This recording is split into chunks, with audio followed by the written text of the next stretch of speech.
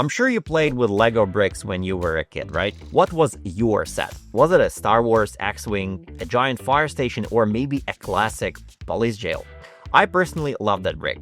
In fact, when I was about 16, I gave a huge bag of my old Lego to my younger cousin, and I bet those pieces are still somewhere around his house today. But the story doesn't stop there. Recently, my wife used a gift card from the work to buy a really nice, complex, Japanese-themed Lego set. And it made me wonder, how did a toy company, which was supposed to be just for kids, become a cultural phenomenon appealing to virtually every age group?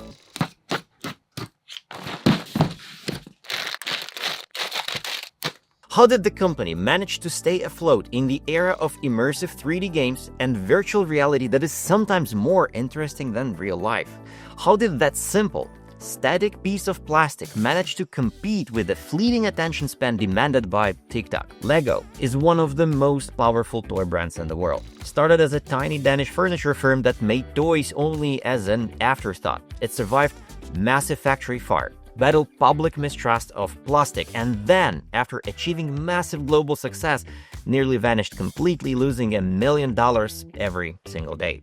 And then was saved by the radical vision of an outsider, an ex-McKinsey consultant. This is the story of how Lego Brick was born, rose to the top, and almost collapsed, yet was saved almost the last moment. This is a story of Lego. If you're new here, I'm Jeff Tiley. I explore how businesses operate, how they influence our culture, and everything happening in between. If you enjoy videos that explain the world behind the brands, hit subscribe and give this video a like so it reaches more people. Let's jump to the story. Our story begins in the quiet, unassuming village of Billund, Denmark. The year is 1932, and the Great Depression is brutally sweeping across the world. Inside a silent workshop sits Ole Kirk Christiansen, a highly skilled master carpenter. He's desperate. He's waiting for work that will never arrive. The local farmers and smallholders who were once his bread and butter can no longer afford his fine furniture. With a heavy heart, Ole is forced to let all 7 of his dedicated employees go. But what makes this strategy even worse? Ole is raising 4 young sons alone after the death of his beloved wife. Money is vanishing faster than he can earn it. Bills are piling up, and the banks are relentlessly calling in his loans. For the first time in his life, the man known for his stubborn optimism finds himself truly in despair. But Ole is not the kind of man who stays down for long. If people cannot afford expensive, custom furniture, perhaps they can afford something smaller, simpler, and crucially, cheaper. He begins to carve small household necessities, simple ironing boards, sturdy step ladders, and almost as an afterthought, wooden toys. He crafts beautiful pull-along docks, tiny painted cars, and spinning yo-yos. The profit margin is razor thin, but it is enough. Slowly but steadily, his colorful wooden creations begin to attract attention, and the small business starts to grow. By 1934, Ole's little toy operation is doing well enough that he can finally rehire his workers. Shortly after, he gathers his 7 employees and announces a challenge. They need a proper, unifying name for the company. According to one source, one of the suggestions was Legio, meaning a whole legion of toys. Not bad, but Ole wants something more meaningful, something with heart. He pieces together a name from 2 simple Danish words, leg hot, meaning quite simply, play well. He shortens it, it's bright, it is full of hope. Lego, a name that feels less like a label and more like a promise. And here is a beautiful coincidence Ole couldn't have known at the time. In Latin, the word Lego means I assemble. This happy accidental match perfectly and strangely predicted the company's entire future. The small factory thrived, fueled by the joy of children and unwavering spirit of its founder. But the prosperity wouldn't last. In 1942, disaster struck the village of Billund. A massive fire caused by tragic electrical short circuit roared through the factory. It was a total loss. The entire production unit and all their precious inventory, every wooden duck, every car, every piece of hard-won progress was gone, reduced to ash and smoke. Most men would have seen this as a sign to quit. The Great Depression, the loss of his wife, the banks, and now this inferno. But Ole Kirk Christiansen didn't pause for self-pity. He began rebuilding the very next day. Ole didn't just rebuild, he rebuilt bigger. He constructed a new, modern 2,300 square meter production unit. It wasn't just a factory, it was Denmark's first toy factory to feature an assembly line. By Christmas of that same year, the wheels were turning again. This resilience, this absolute refusal to quit, laid the foundation for everything to come. But as he looked for ways to modernize and expand, Ole made a controversial decision, a decision that would be met with massive resistance from the public. He decided that wood was no longer the future. The future was plastic. For context, in post-war era, plastic was rapidly emerging as a material of the future, except for the toy world. People associated plastic with cheap, flimsy novelty items, things that broke easily and were tossed away. They deeply mistrusted the material and loudly demanded for good, solid Danish wood. But Ole's keen intuition whispered to him to keep going. And the moment of truth arrived in 1947. At a trade fair in Copenhagen, Ole watched in fascination as a massive injection molding machine produced dozens of perfect, identical plastic combs in a matter of seconds. Something clicked in his mind. Wood was beautiful, yes, but it warped, it cracked, and carving it was slow and laborious. Plastic was precise, and Ole was more than sure that precision was the future of play. He made a stunning gamble. He spent almost all his remaining savings, a truly colossal sum, to purchase a state-of-the-art plastic injection molding machine. It was a massive, expensive piece of foreign technology. When the colossal machine arrived by the truck in tiny Billund, the whole village came out just to stare at the impossible object. His own son, Gottfried, was horrified, believing his father had made a terrible mistake, and he tried several times to convince Ole to send the machine back. Ole simply ignored him and ordered the installation to continue. The machine was so big and heavy, they literally had to knock down a wall of the factory just to get it inside. It was a symbolic move. Ole was demolishing the past to make the room for the future. The first toy to emerge was a simple hollow plastic duck. It came out glossy, smooth, and cost mere pennies instead of a kroner to produce. In that very moment, Ole smiled. He saw what no one else could. He had the future in his hand. For the next 11 years, the LEGO factory essentially turned into a research lab. Ole and his team tested, tweaked, and tormented every idea they could carve, cut, or mold. In 1949, they launched their first attempt, the automatic binding brick, a chunky, brightly colored acrylic block with studs on the top and little slots on the sides. It looked revolutionary, but kids didn't like it much. They struggled to put them together and pull them apart. The brick didn't clutch properly. Ole and his team kept experimenting. By 1953, they switched to the cellulose acetate, the same brittle plastic used for old movie films. They redesigned the brick with hollow tubes underneath, hoping to improve the connection. The grip was better, but the material was so fragile that the bricks cracked like eggshells when kids took them apart. Day after day, a stubborn entrepreneur watched his expensive experiments fail. By the end of 1955, the team was exhausted. There were already too many failed ideas. Hundreds of brick designs have been engineered, tested, and thrown out. The frustration was immense. It seemed they were chasing an impossible dream, a toy that was both strong and flexible, simple yet secure. The constant failures weighed heavily on the family business and its resources. They were pouring money into research and receiving only disappointment in return. But then, one rainy afternoon in 1957, Ole's son Gottfried was sitting at his desk, staring at a stack of failed bricks. He suddenly realized the core problem wasn't the material, but the geometry. He didn't need slots or fragile tubes. They needed a simple, elegant system of internal couplings to manage the tension and grip. He made a crucial, game-changing refinement. In 1958, Gottfried Kerr Christiansen patented the stub and tube coupling system that became the modern LEGO brick. The breakthrough was its clutch power, strong enough to hold bricks securely together, yet precisely balanced so they could still be pulled apart by hand, producing the familiar, satisfying click.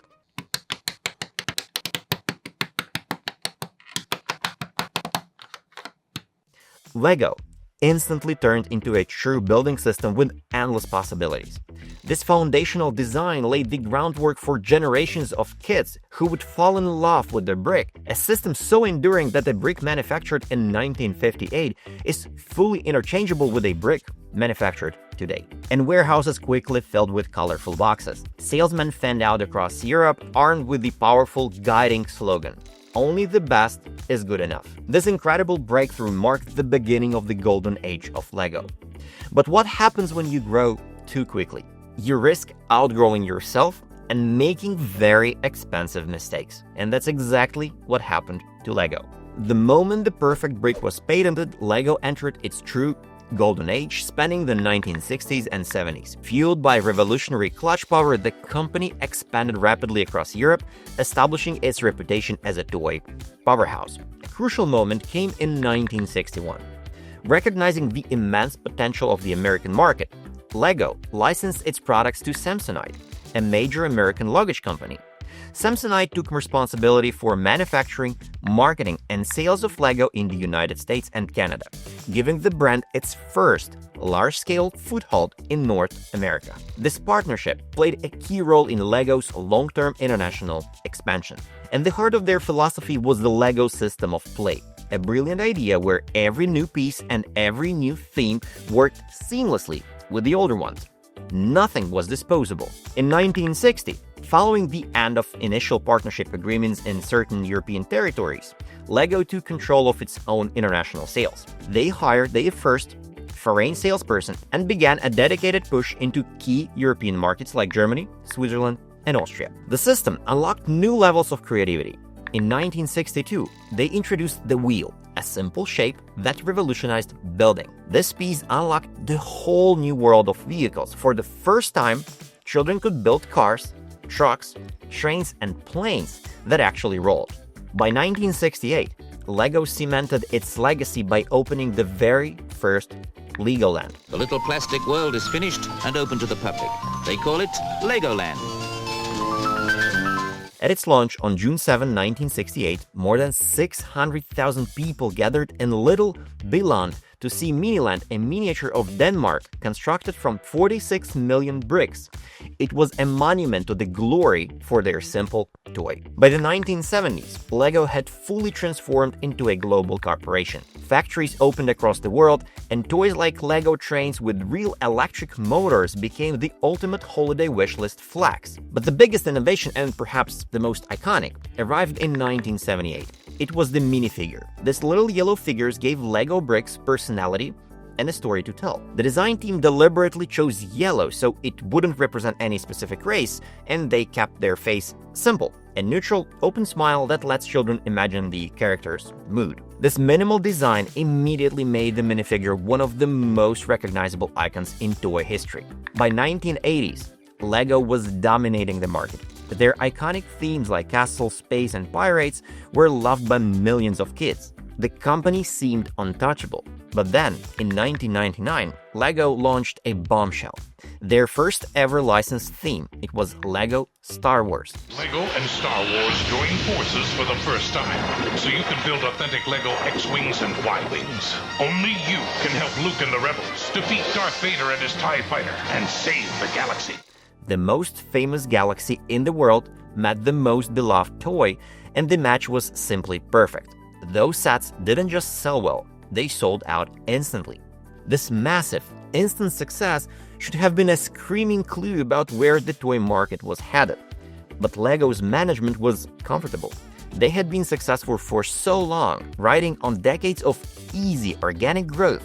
They barely noticed how important the Star Wars launch really was. By the turn of millennium, everything looked spectacular. The Christiansen family was one of the richest in Denmark.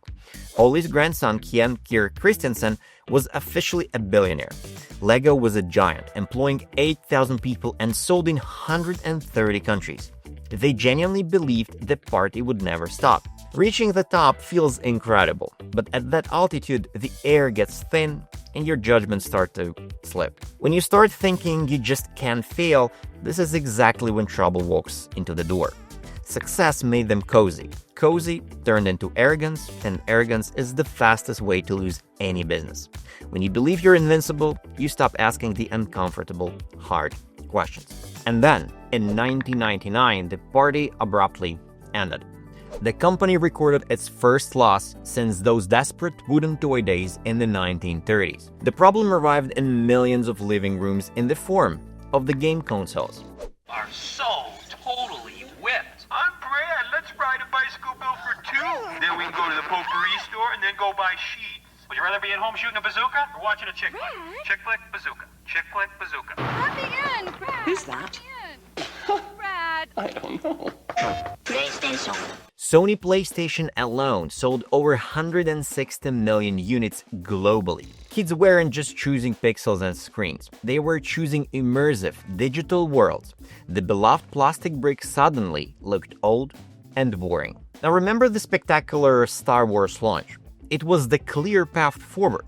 But instead of focusing on that single massive success, LEGO management made the corporate equivalent of a panic attack. They decided to diversify and chase every shiny object they saw. They started chasing trends, pouring money into anything that didn't involve their core product. This included creating a LEGO clothing line, stiff, expensive jackets nobody wanted, and producing LEGO wristwatches that actually cost the company more to manufacture than they sold for. Furthermore, they spent millions in wasted overhead costs by opening dozens of branded retail stores in premium malls. In this panicked state, the reckless spending only escalated.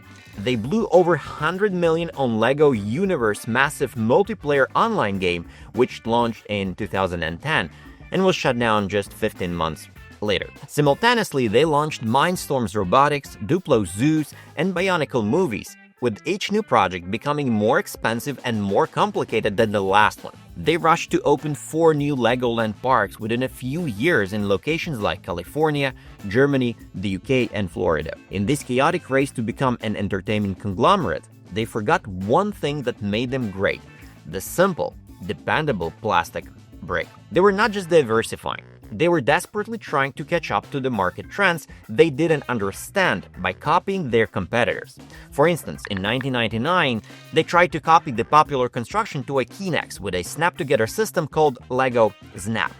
It failed spectacularly, with 90% of the sets remaining unsold on the shelves. The 2002 launch of Galidor was even worse, as this was a line of non-brick action figures tied to the Fox Kids show, a failed attempt to copy Hasbro's action figure model, leading to a massive financial failure. In misguided attempt to target girls, they launched Scala Jewelry and Click It Craft Toys. These lines were designed without any proper research into what girls actually wanted to build, resulting in yet another losses. Worst of all was the decision to sabotage their own product. The Jack Stone line, released from 2001 to 2003, replaced the standard LEGO bricks with giant, pre-molded, specialized chunks.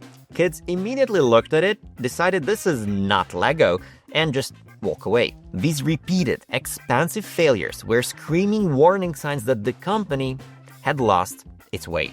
The financial results were nothing short of catastrophic. By 2003, LEGO lost 1.8 billion Danish kroner, or roughly $240 million US. Sales plunged by 30% in a single year. The beloved company was losing $1 million every single day. The Christensen family, who had sworn they would never sell, now sat in the silence around the same table where Oli once carved wooden ducks. The choice was brutal: sell the company that their great-grandfather rebuilt from ashes several times, or watch the word LEGO disappear forever. The verdict of industry expert was clear. The end felt inevitable. In a desperate move to save the company, the Christensen family did the unthinkable. They surrendered control. In October 2004, they appointed Jørgen Fig Knudstorp as the new CEO. He was the first leader in the company's history who was not a member of the founding family. Now, Knudstorp was an outsider in every sense. Only 35 years old, an ex-McKinsey consultant with a background in economics and almost zero experience in the toy industry. Wall Street immediately announced he was just there to prepare company for a sale to Hasbro. He inherited an absolute nightmare. His famous quote summarized the crisis perfectly. The company was burning, but also drowning. It was drowning in massive debt, side projects, and terrible investments. Now, Knudstorp's first mission was brutally simple: shrink or die. He looked at the bloated, confused empire and asked the single question that everyone else should have been asking all that time: what is our core business? The answer was obvious but somehow revolutionary for the current management. LEGO cannot be a diversified media giant. Its core business is the brick. Not theme parks, not clothing, not million-dollar video games. The entire business must revolve around the very small yellow plastic piece. Everything else had to go. Knutsdorp's vision was merciless. To save LEGO, we don't need to be another Nintendo. We need to be the best LEGO. To save the company, he knew he had to destroy half of it. This was agonizing, but it was necessary. Knutsdorp started something no one in LEGO's history had ever dared to do.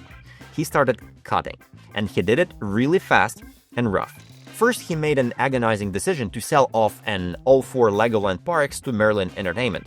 The parks were the family pride, the physical representation of the play system brought to life. But Knutsdorp needed 2 things. First, immediate cash, and the complete focus of his top 100 executives only on toy production. He made one very clever move, however. 30% of the park's stake remained with LEGO, which later brought a steady stream of healthy revenue. Next, he attacked the massive diversification and the insane growth of the SKU count. He personally ordered a massive cut in the unique number of LEGO pieces. At the time, they had over 12,000 specialized pieces floating in the supply chain. Knutsdorp eliminated 70% of them. If a piece only appeared in 1 or 2 sets, it was gone. LEGO was returning to its core principle: simplicity. Then came a shocking discovery. Thanks to aggressive cost-cutting in the late 90s, the bricks themselves had been weakened. Bricks manufactured in 2000s didn't snap together as well as those from the 1980s. Knutsdorp immediately brought the plastic quality back up to the old standard, even if it costs more to manufacture. The company's founding motto was back: the best is good enough. Knutsdorp's next step was recognizing a powerful, untapped resource. He turned LEGO's fans into a secret weapon. We mentioned the massive success of the Star Wars set before in this video. That launch didn't just attract kids. It quietly sparked an explosion among adult fans of LEGO, or so-called AFOLs. This community, which had grown massive, was already organizing unofficial trade fairs and pouring incredible passion into designing their own models, all completely ignored by old management. Knutsdorp decided to embrace them, and in 2008, LEGO launched LEGO Ideas, a platform where dedicated fans could design and submit official sets for production. This essentially turned their most passionate customers into a free, high-quality research and design team. And ordinary fans created true hits: the NASA Saturn V rocket, the Friends Central Perk Cafe, and the detailed medieval blacksmith. It was a bold move. LEGO formally admitted the fans could sometimes design better than the company itself. This brutal transformation worked, and the results were immediate and stunning. 2004, a staggering 1.8 billion Danish krones in losses. 2005, a 506 million Danish krones profit, their first profit in 7 years.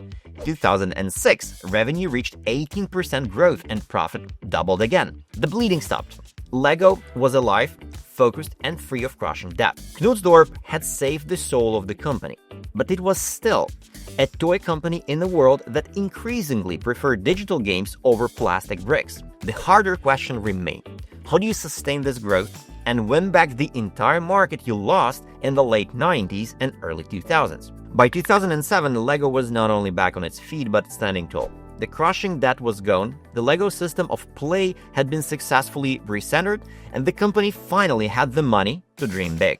The question was, how could they grow again without repeating the mistake of panicked over-diversification? Knutsdorp's answer was brilliantly focused. He decided to simply repeat the massive, overlooked success of the Star Wars set from the late 90s. He embraced licensing. In a rapid sequence of deals, LEGO signed up the biggest names in Hollywood. The lineup was relentless and highly effective. They quickly brought Indiana Jones, Toy Story, and Prince of Persia from 2009 to 2010. By 2011, they launched a massive new wave of sets, including Harry Potter, bigger and more detailed than any licensed theme they had previously created. Then came the true giants, Marvel superheroes, and The Lord of the Rings in 2012. The final stamp came in 2014, with The Simpsons and the full Disney Princess line, and continued massive expansion with Marvel. This strategy was flawless. Kids didn't just want to build with bricks, they wanted to build the Avengers, and perhaps more importantly, adults, the brand new customer base LEGO had finally recognized, were ready to pay hundreds of dollars for collector items like the 7,541-piece Millennium Falcon. Licensed sets went from 0 to over 50% of total revenue in just a single decade. LEGO didn't have to convince anyone that building was cool. Spider-Man and Luke Skywalker did the marketing for them. But there was still one glaring, massive gap in LEGO's dominant new strategy: toys for girls. Now, for decades, LEGO leadership had believed their product was completely gender neutral. The sales numbers told a profoundly different story. Over 85% of their customers were boys. They realized they weren't being neutral, they were simply appealing almost exclusively to male interests. So, LEGO did something unprecedented for the company. They launched 4 years of intense, detailed research. They studied how girls actually played, what colors they preferred, what kind of stories they created, and how they used characters. The result was LEGO Friends, launched in 2012. The theme featured new, softer pastel colors and, critically, a new type of figure, the slightly larger, more detailed mini dolls designed specifically for easier role play. The sets focus not on fighting spaceships, but on social interaction and community in the fictional Heart Lake City. Predictably, advocates of the woke agenda responded with performative outrage. They accused the company of reinforcing negative gender stereotypes. "Barbie Lego," they screamed. "Sexist stereotypes." Petitions circulated demanding LEGO stop production of this pink ghetto. But guess what? Nobody cares. Within months, Friends became the best-selling LEGO theme in history. Sales in the girls segment jumped an astonishing 400%. Stores couldn't keep the sets in stock. Millions of girls who had never touched a brick before now begged their parents for a set. LEGO was dominating every demographic at once: boys, girls, kids, grown-ups, collectors, and casual builders.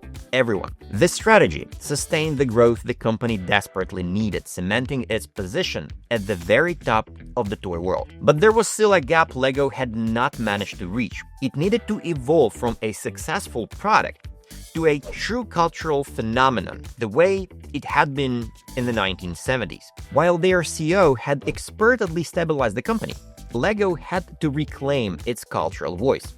And the perfect tool arrived in 2014, the LEGO Movie. Okay, and we're rolling, and action.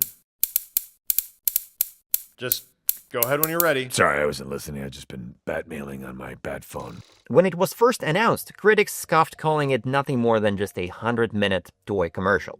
But the film turned out to be genuinely hilarious, surprisingly heartfelt, and brutally clever. Critics quickly changed their tune, giving it a near-perfect 96% positive review score. The movie didn't just win over critics. It earned $469 million at the global box office and brought in another $1 billion in merchandise sales. The world fell in love with LEGO all over again. But this time, parents and kids experienced the joy together. The victory proved the foundation was solid, and in 2017, Niels Christiansen officially became the CEO of the LEGO Group. He knew the company couldn't afford to relax, haunted by the memory of how quickly arrogance had brought them to their knees. So LEGO works relentlessly to stay ahead, focusing on sustainability and new demographics. They have pledged to make all their products from sustainable materials by 2030 and are spending over $150 million on that research alone. They also strategically focus on their growing adult fan base, creating massive, highly detailed sets like 9,000-piece Titanic, a giant Colosseum, and complex botanical models. The results of this focused, humble approach are simply staggering. In 2022, LEGO officially overtook the luxury car giant Ferrari to become the world's powerful brand. In 2023, they achieved a phenomenal financial milestone, becoming more profitable than their two closest rivals, Mattel and Hasbro combined.